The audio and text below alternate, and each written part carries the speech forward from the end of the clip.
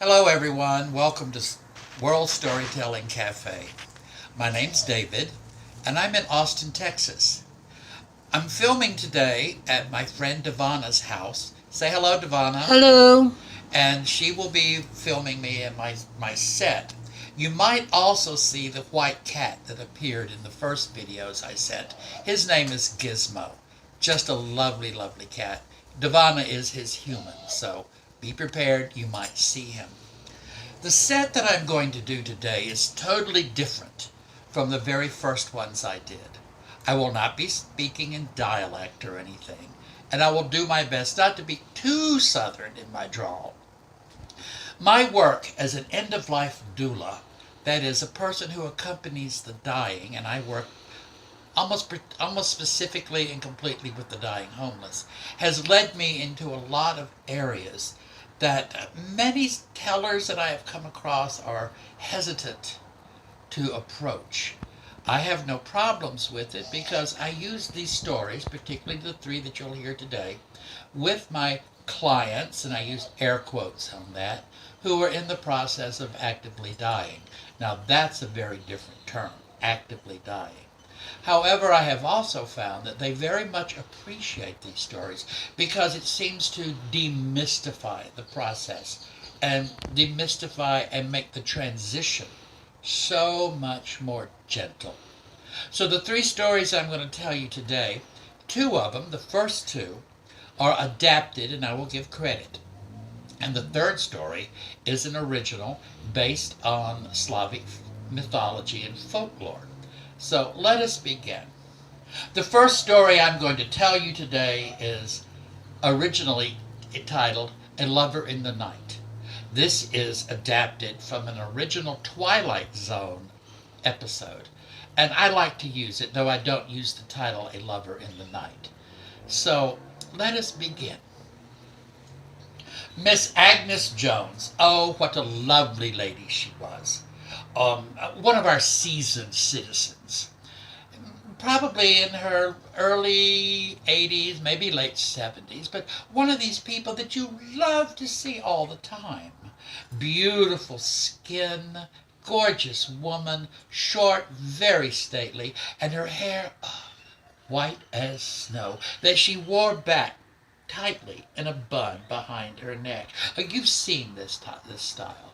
She always had a smile for people and a good morning to people that she would see on her daily walks wherever she was going.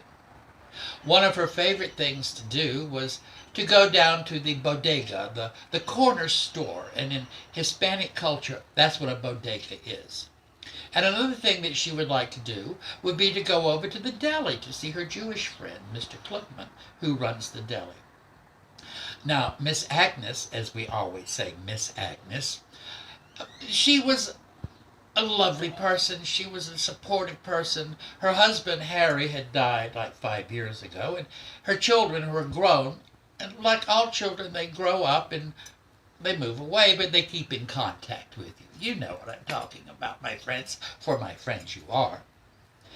And she moved herself from her large apartment, or flat as it is known in other countries, to a smaller one. It was a below the sidewalk, the type that you go downstairs. The sidewalk is here, you go downstairs, there's a door, and there's the apartment. That's where she moved to. Very neat, very tidy, and very Miss Agnes. Miss Agnes went out one morning, and she went down walking to the bodega to see Senor Garcia. Senor Garcia had seen her children grow up. As a matter of fact, they called him Tio Jose. Tio is Spanish for uncle. And she loved Mr. Garcia, and I would think he probably, even though he was married, had a bit of a crush on her. You know what I'm talking about. But they would always just talk back and forth. So she opens the door to the bodega. Hola, señor. Hola, ¿cómo tal? Muy bien, gracias, señora Agnes. ¿Y tú? Bien, bien, sí, conos.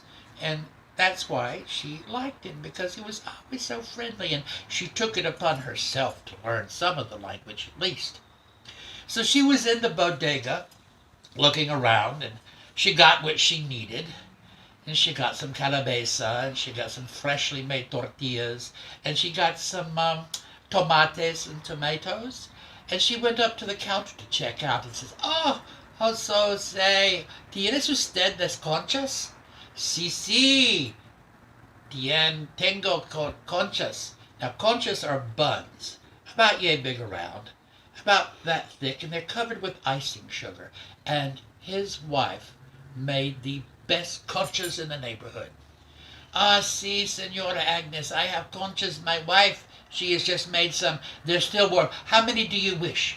"Oh, I would like two, please." So when Senora Garcia went to get the conchas, Miss Agnes was standing there, and she was looking around, noticing everything.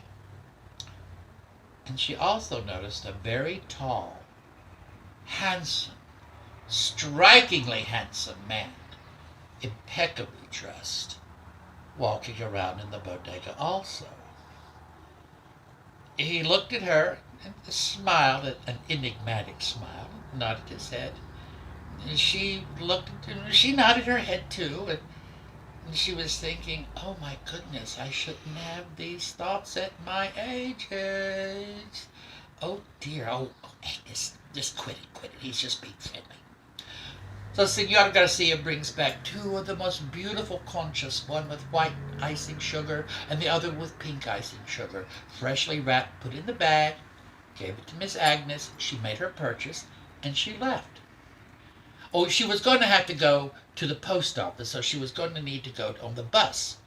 So she was waiting at the bus, looking around, saying hello to everyone. And then, what was that presence? She looked, and there was that handsome man with the beautiful eyes and impeccably dressed. And he looked at her, and he smiled, that enigmatic smile. And she smiled. She nodded, and she started to blush, and she said, "Agnes," to herself she said, "no thoughts, please. You are an older woman." Now they got on the bus together. She sat on one side of the aisle. He sat right across from her on the other side of the aisle. And she was trying not to be too obvious when she would sneak a peek or a side eye over at him, and she always saw him looking at her when she did her furtive glance, and she was like, "What is going on? What is going on?" Well, she got off the bus at the post office, and everything seemed to be okay, and she took the bus back to her home, and he was not on the bus. She went back to her home and had her conchas with coffee, because here in the States, we drink lots of coffee. I'm going to have a sip right now. Okay. The next day was her time to go to the deli. So she walked down again the street, went to cross, went into the deli. "Ah, guten Morgen, was macht ihr? Ah, guten Dank, und hier." Yeah, she even spoke Yiddish. Mr. Klugman, I need a roast. Do you have a small roast?" "Oh, my dear Miss Agnes, such a roast I have for you. Let me go cut it for you." She liked Mr. Klugman, and between you and me, I think even though he was married, he might have had a little bit of a crush on her also.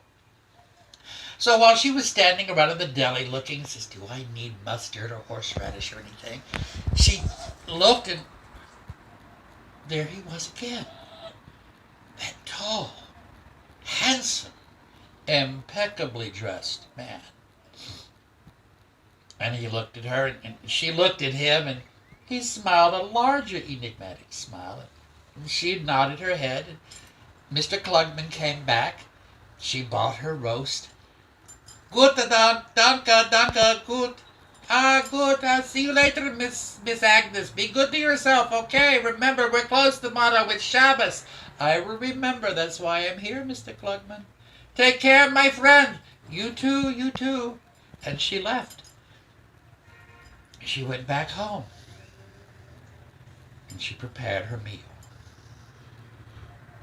Well, a day or two passed, and she heard the news that her friend, Senora Garcia, who had the bodega, he had been found dead, with his arms crossed and a smile on his face. Oh, she was heartbroken, for she loved that man so much. And she went to his memorial and his funeral. Not Catholic, though, but that's what she was, not Catholic, and he was. But she went anyway because he was her friend. She went back home, had some coffee, watched a little bit of the telly, called up her children, and the day went on. The next day, more news came to her. Mr. Klugman, the man who has the deli, he was found dead, his arms crossed, with a smile on his face. She was devastated. Two of her friends, within 3 days of each other. Well, I should go by and say my condolences to his wife. I know they're sitting Shiva right now. Oh, well, I'm not going to bring anything because I know they keep kosher and I want to respect that. So she did. And she gave her condolences to Mr. Klugman's wife. And she spoke to a few people that she knew. She went back home. Soon things began to change for her because she found out that everywhere she went, she saw this handsome man, impeccably dressed, enigmatic smile and a nod of the head. He's got to be responsible for this. It must be him. What is he doing to these people? He always smiles at me. Is he coming for me? And those thoughts took root in her head. And those thoughts defined her life. So gradually, she stopped going out. She was afraid to. She would call and have food delivered. She would have friends pick up her mail for her. And her world began to shrink. Smaller and smaller until it fit very neatly in 4 walls. She was very lonesome because she couldn't go out, or she didn't allow herself to go out. She would pick up her phone and talk to her children, and they would say, Mama, Mama, you need to get out. You need to get some fresh air. Yes, I know. Yes, I will. But she never did. One evening, after she had had her meal, cleaned the dishes, and straightened up the already tidy apartment, she had finished watching the evening news on the telly, clicked it off. Oh, it was 9 p.m. It was time for her to get ready to go to bed. So she checked everything, made certain the door was locked and the windows were closed. But she saw people walking back and forth in front of that window that she could see. She only saw the shoes, or the lower part of the legs. She kept looking. I wonder if I would recognize his feet. I wonder. She saw a pair of shoes, feet, walk by, come back, the same ones, and stop. She became very, very afraid. She made certain, checked 3 or 4 times that the door was locked and the window was locked. And she knew the number that she needed to call in case she needed some help. And then she heard a knock on her door.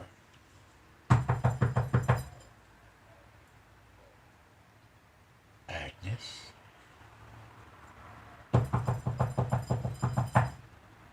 Agnes? Who's there? What do you want? Agnes, it is time. Your husband sent me. He misses you. Who are you? I don't trust you. Who are you?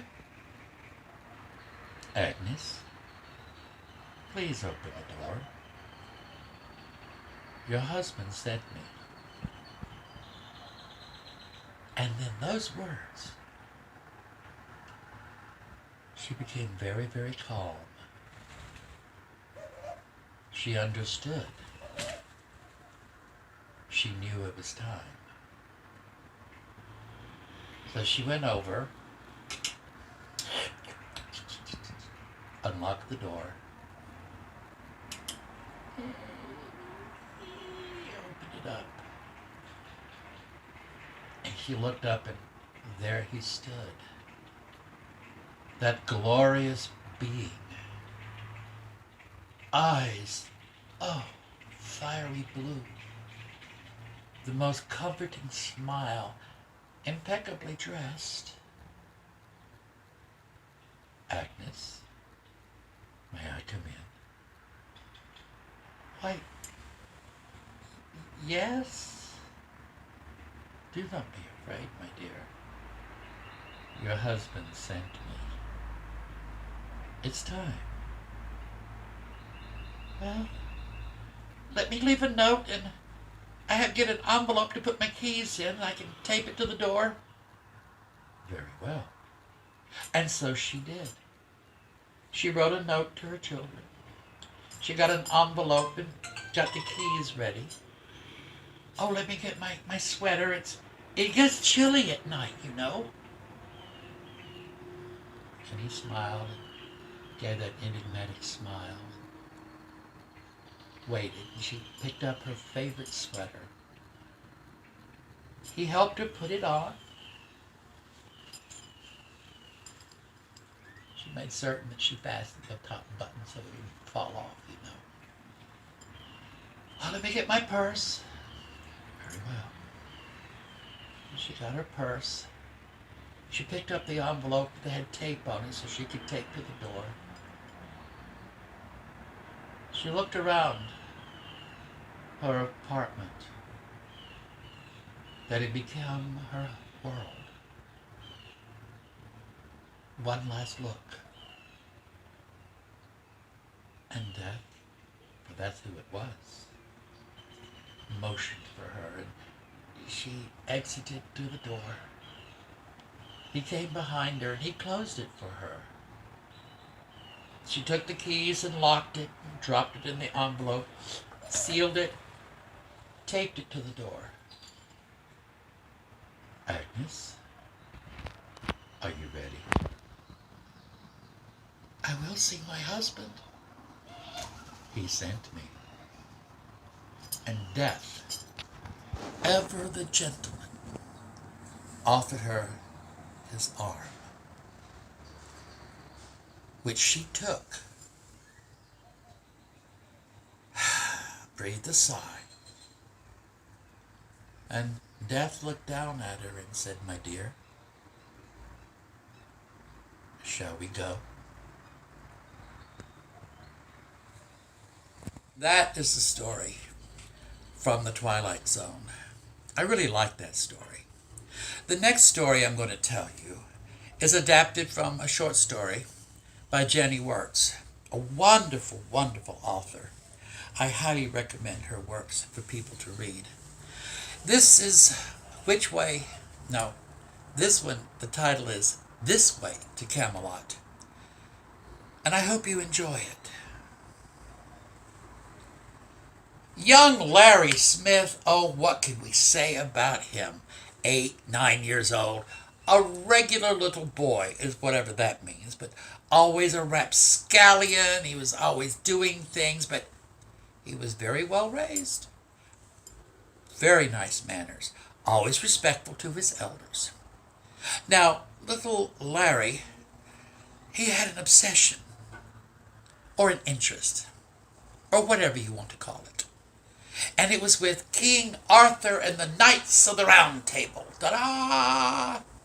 He loved them. He would see all of the films, and he read the books, and he even got the comic books and read those, and He was so excited about King Arthur and the Knights of the Round Table. He had a dog, a wonderful, wonderful hound, whom he named Grail. And their adventures in the forests and the woods that surrounded their home were just that of legend. He even went out sometimes and pretended to be trying to find the questing beast before Sir Pellinore. And you could always hear in the background them crashing through the woods and Grail, they went on their adventures and all this, and all was very, very fine. Everyone was very, very happy. Well, as he got a little bit older, maybe a year or so older, his parents noticed, as parents do, that his world became a little bit more fantastical. He was more and more absorbed into the Knights of the Round Table and King Arthur. I tell you, he actually could give you the entire story of Sir Gawain and the Green Knight. He even had some of the stories from the quest for the Grail. But he never went on that because he had Grail with him, and they were a happy boy and dog. But things began to change even more. He started calling his mother, "My lady mother," and his father, "My lord father." And he refused to have his hair cut because we all know that squires and young people in that time, the boys had the page cut, to the shoulders. His parents were kind. They indulged him and let him do this. He even began studying in his own way the code of chivalry. This child was obsessed. Very polite in school, always respectful to his teachers, always kind to his other friends and his fellow students. But they noticed that he would become a little strange also. I tell you, one time, and his mother told me, that he tried to convince her to make him a halberd, to give him some party-colored hose. And she said, "No, my dear, no. Not now. Maybe for Halloween, but not now, okay?" "Oh, certainly, my lady mother." When life went on in this household, and he became more and more Squire Lawrence, as he styled himself now. And you always would say, Squire Lawrence, have you done your homework?" "Most assuredly, my lady mother, I have." And Grail, the dog, was always at his feet, and things seemed to be going smoothly. Well, a few months after all this was going on, a few months after his 10th birthday it was, Grail was no longer around. And he did not know this until one morning he woke up and Grail was not on his bed or in his room, and Squire Lawrence went running downstairs and says, "Where is he? Where is my Grail? Where?" And his mother looked at his father, and his father looked at his mother, and they had to tell him. And so his mother took Squire Lawrence's hands in hers. "My dear, Grail was very old. His eyes had become clouded. He had lost control. He could barely walk. And he was panting heartily and heavily. And, well, Grail is not with us anymore." No, where is my Grail? Where is my Grail?" And he jumped up from the breakfast table, ran upstairs, got his sword, his shield, and what he called a helmet, and went running out the door, running into the woods and into the forest around the house, and calling, "Grail, Grail, Grail, where are you, Grail?" Well, his parents parents did the best they could to let him grieve in his own way.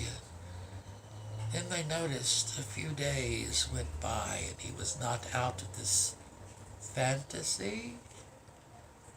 Then they noticed that his mannerisms and his speech and his actions slowly more and more reflected what we consider the times of Arthur and the Knights.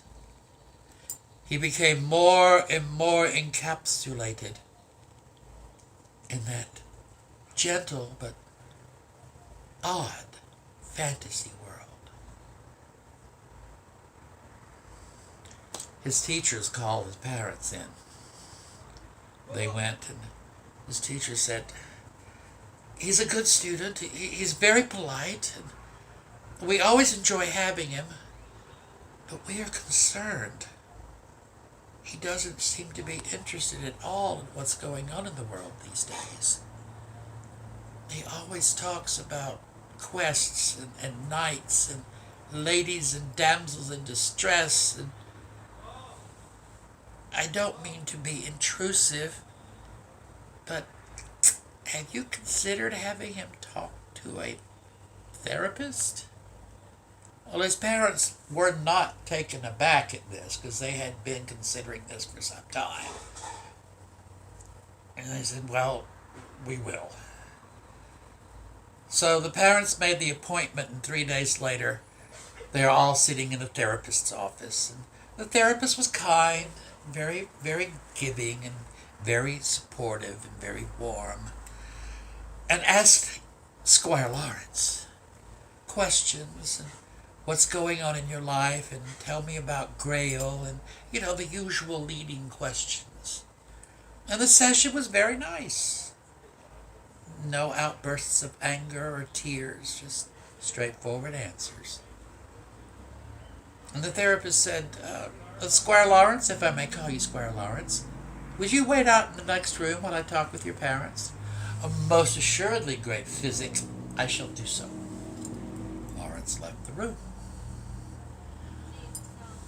I think what is going on is he is reacting to an incident that he cannot explain.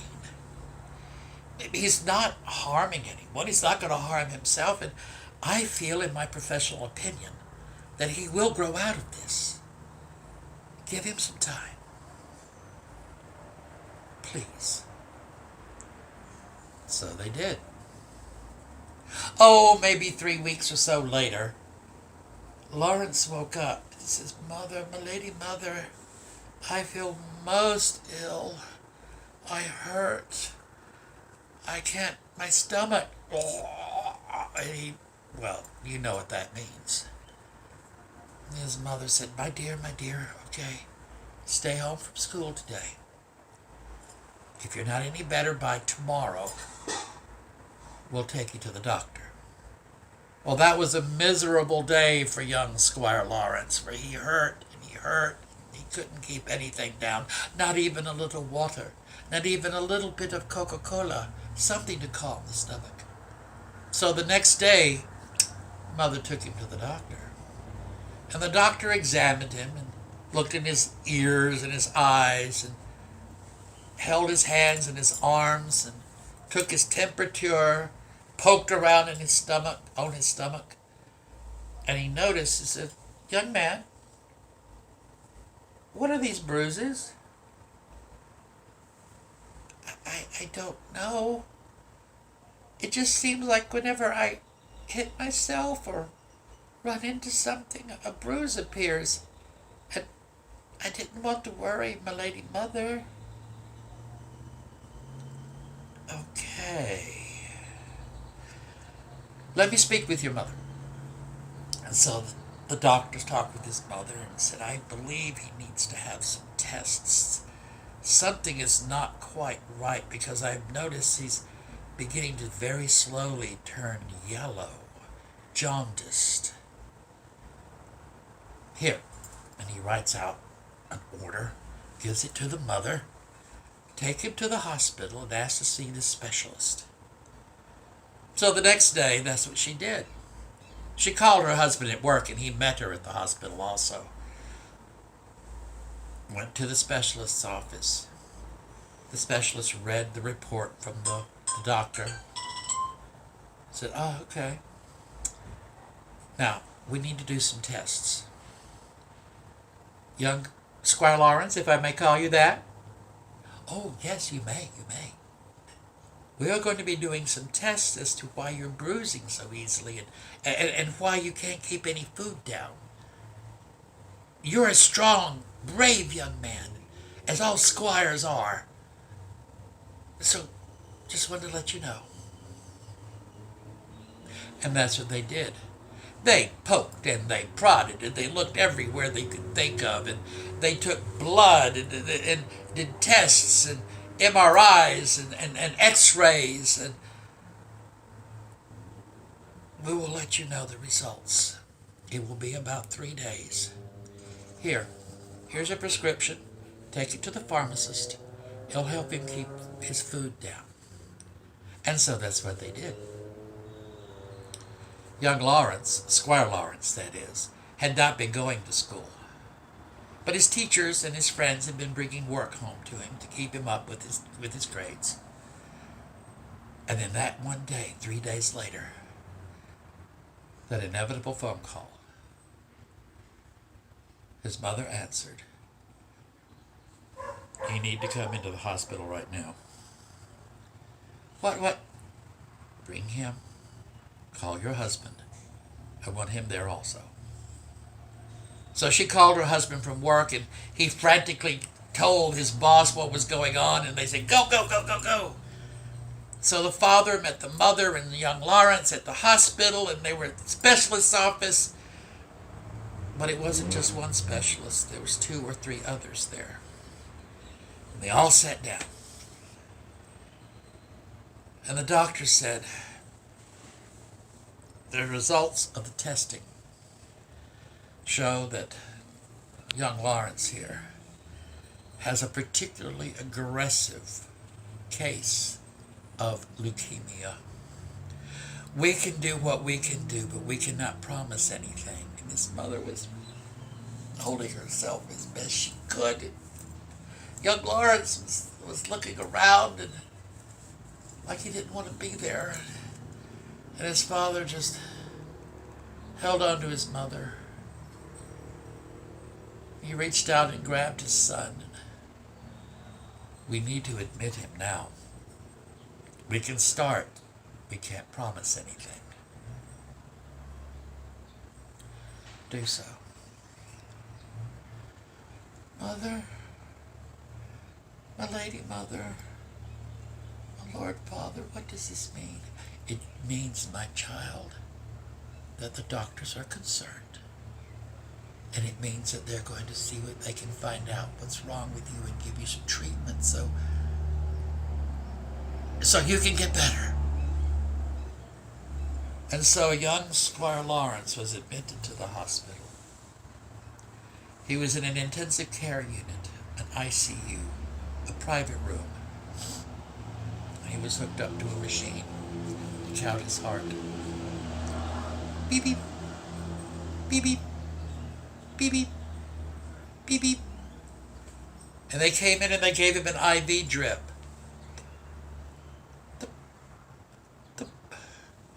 Chemotherapy. And it went on for a few days. And young Squire Lawrence got paler, and more yellow. And they were having to feed him through a tube. And he was in and out of consciousness. And his parents sat on both sides of the bed, holding his hands. Beep, beep, beep, beep, beep, beep, beep, beep. Drup, drup, drup. Well, it got to the point where they had to intubate him.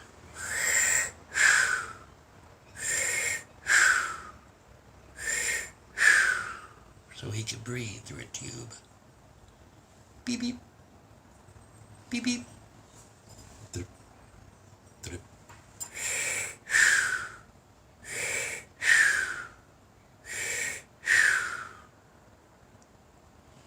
just so happened, one early morning, both parents had dozed off in the chairs on both sides of the bed. The machines were going, and young Squire Lawrence, opened his eyes.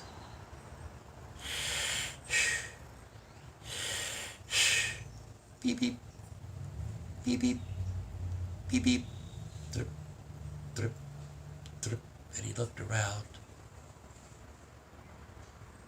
and the door to his room slowly opened, and a great light began to shine, brighter and brighter. And in comes Grail, jumps on the bed, licking his face and nuzzling him, and he's like, whirr, whirr. He couldn't speak. Remember, he had the tube. The dog was so happy, and with his good arm, young Squire Lawrence was petting him. And he looked again. And there were figures at the door. And they were coming in the room. It's Sir Lancelot du Lac, and there's Gawain, and Gareth, and Kay, and oh, King Pellinore, did you catch the questing beast? Not yet, my young man. I'm come here for you to help me. And then His Majesty King Arthur himself with his lady wife, Queen Guinevere, followed by the great Merlin, entered. You do not need to rise. And the Lady Guinevere went over to him and took his hand and said, I am here to tell you that I dub thee Squire Lawrence, valet to mine own husband, King Arthur. Will you accept?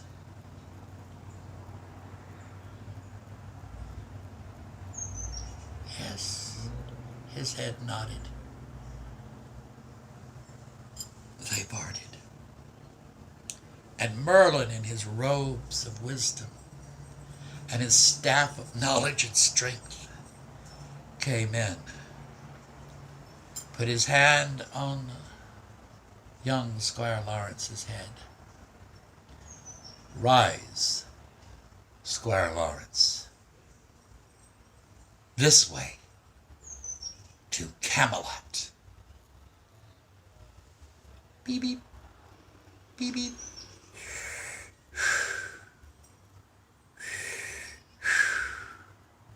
Drip, drip, drip. Beep, beep. Beep, beep. Beep, beep.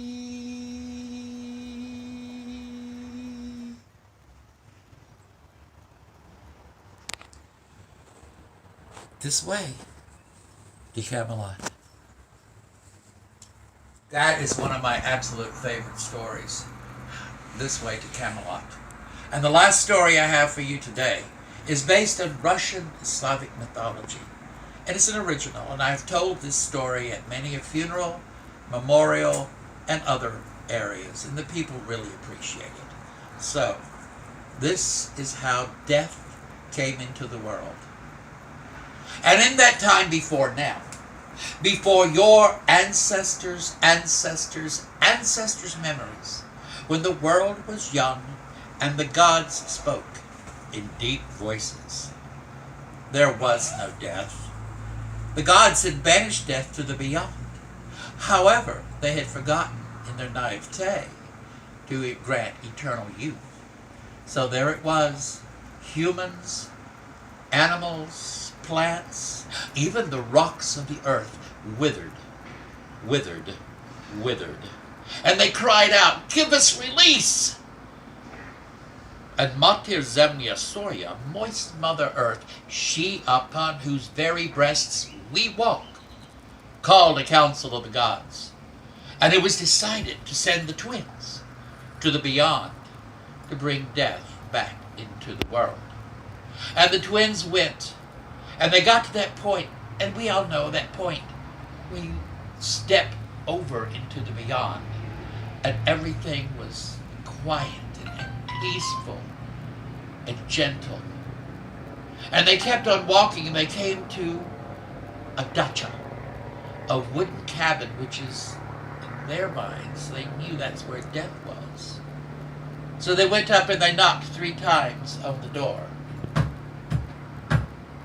And a voice came forth, "Who is there?" "Oh, it is us, the twins. We have been sent to bring you back into the world." "By whose authority?" "Oh, by the council of the gods." "Go away." And they waited a year and a day, 3 weeks and a month. And they knocked again 3 times. And again the voice came, "Who is there?"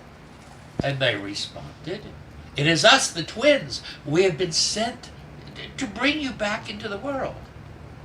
"By whose authority?" "By Mater Zemlya Soria, moist Mother Earth, she upon whose very breasts we walk." "Go away." And again they waited a year and a day, 3 weeks and a month. And again they knocked 3 times. And again the voice came, "Who is there?" And they responded, "It's us, the twins. We have been sent to bring you back into the world." "By whose authority?" "By those begging for release." And it was at that time the door of the dacha opened, and death, in all of his beauty and gentleness, stepped forth. And taking one arm, he gathered up 1/2 of those needing release. And with the other arm, he gathered up the other 1/2 of those needing release. And he brought them to his breasts. And he kissed them. And he threw them into the sky, where they became the stars that looked down upon us in love and compassion. Speak and remember. And that is the last story of this set. I hope you've enjoyed it. It's very different, I know. And I hope that you can remember that there's a little hat down at the bottom underneath me. Well, you can give a tip if you wish, or not. It's up to you. And remember, be well, be safe, hug your friends when you can, reach out. Peace and love. People, wherever you are, thank you for listening to that last storyteller. What an amazing performance. And if you enjoyed it, the hat, look just below the story. If you're on the website, and I do encourage you to go to the website, and you can put a little in the hat. If you're in Texas, I've got a Texas hat here. I've got this in Kerrville. You could drop $1 in, or 2. If you're in England, you can drop £1 in, or more. If you're in Canada, well, you could drop a few dollars in. And maybe if you're right up north in Lapland, you could drop a few kroner in, or maybe €1 or 2. It will be much appreciated. Thank you. Don't forget the hat and enjoy the stories.